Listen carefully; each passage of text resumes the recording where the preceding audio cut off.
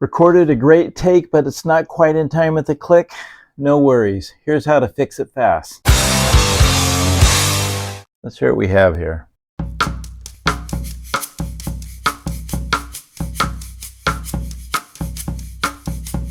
As you can hear, the percussion is kind of floating, so it's in time in spots, not in time in other spots. And let's see what it sounds like with a click. That'll be interesting.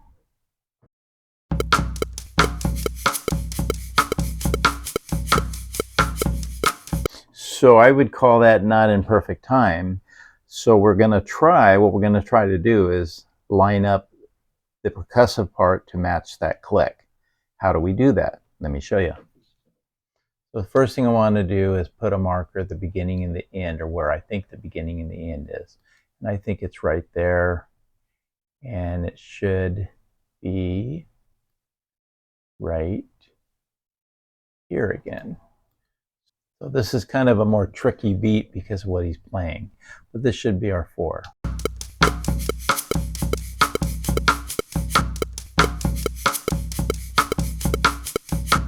Okay, so the first thing I'll do is I'm going to work in smaller sections. So I found a little section here and I put a marker in the beginning and a marker at the end.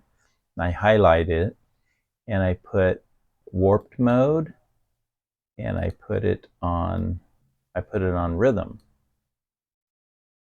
because it's drums and I felt that would work best for my need. As you can see, these blue lines here, I've moved. If you click on a blue line, you can move it, right? You can put it where you want. So what I did is I can hear it's N1, N2, N3, N4, right? For the bass drum. So let's hear what we got.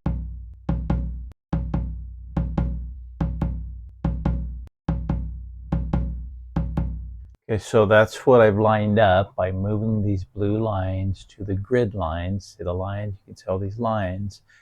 This gives you an idea of where the timing should be. If we put it with a click track, here's with the click track, let's hear what we got.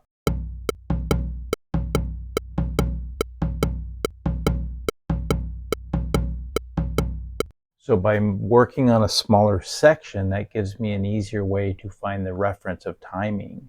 So I'm looking at a smaller area. These lines are on exact beats, which the click track will be. So I want to put my drums or guitars or whatever you're working on to the same beats as the click track. So in this case, this is 1 and 2 and 3 and 4 and right here, 1 again. So this white area here, and let's hear that.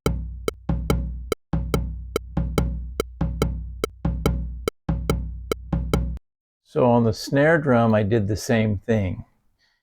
I didn't put everything on the grid with the snare drum. And I do that because I want to keep some of the human feel. So I go for the major ones, these big ones here, which are going to be very noticeable of the timing. And the in-betweens, I leave kind of more natural, and it makes it more human than putting these all exactly on time. Because we're not machines. So let's hear this loop here. So now I'm going to play the snare drum.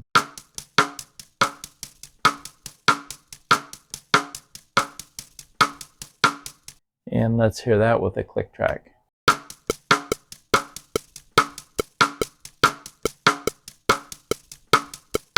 As you can hear, it's not perfect. These downbeats are, or these 1, 2, 3 are on time, but these in-betweens are not, and that's okay. It still has a good feel to it. Let's add the kick drum to that.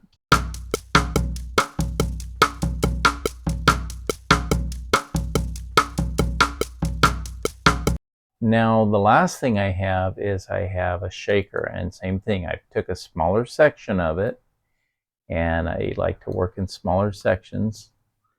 It's just easier, and I did the same thing. It's a little harder to find where the downbeats are on this, but if you just kind of play around with it, same thing. You can see these lines. We know these are beats, right? We know these are going to be 1, 2, 3, 4. So we want our instruments to be somewhere on them lines or real close to it. And that's going to give us a good reference. As you can see, this last one's off, right? So if I'm going to pull it back, and I'm going to double click and put a marker there, and then I got to stretch this. I might have just messed myself up. So let's see. I did, right? You can see this one here doesn't belong there. It should be the next beat. And let me bring this other one back. So that should be good. So let's hear the shaker now by itself.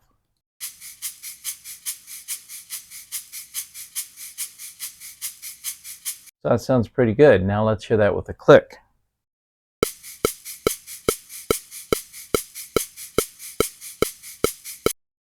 And then from there, we want to hear everything.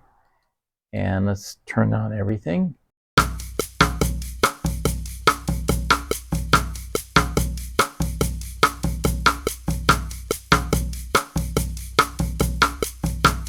So that sounds a lot better than what we had, which is this.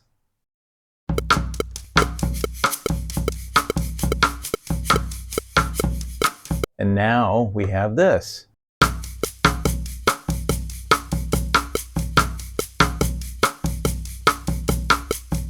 And I've made it a little longer. I got my little loop, and I've made 4 of them, and I can keep going if I want more. So I've just took this thing and I duplicate it and duplicate it and duplicate it, right? And let's hear this now.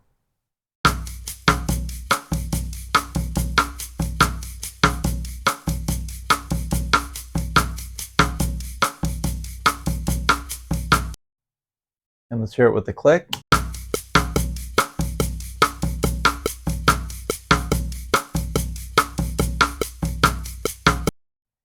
As you can hear, it's a lot better than what we had originally. So there you have it. Now your track locks to a click. Like and subscribe for more recording tips, and thanks for watching.